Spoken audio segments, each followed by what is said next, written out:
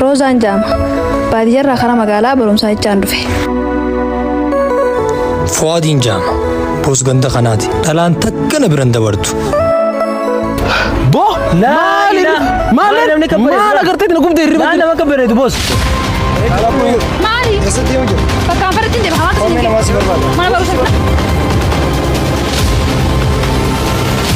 Nama diddiirri boos.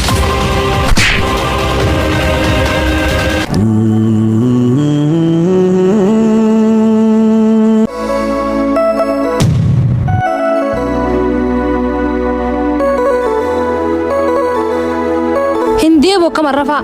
Suuraa irra waata kan jiru soo waata kallee hin jiru. Boos usme.Onni enggak tahu nufit Maal jira?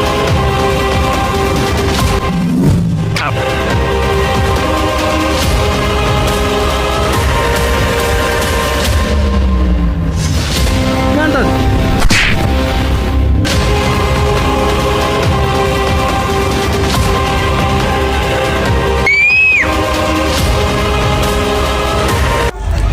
Anis akka nama tokkotti baradheetiin jijjiiramee bakka guddaa gaajeetii yaaduu ture. Garuu hin dandeenye.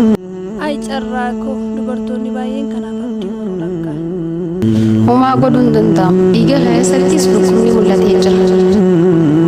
Magaalatti deemtee baratu iyyaalis itti taphataa. Matti rumtaa sumatti siyaasa. Maaliif yeromaan qabxiin na dhuftee jirti deemee? Kana booda abdiin qabu jiraachuus hin barbaadu. Kanaafin jireenya baqaa filadhe. Biyyarraa ba'uun qaba.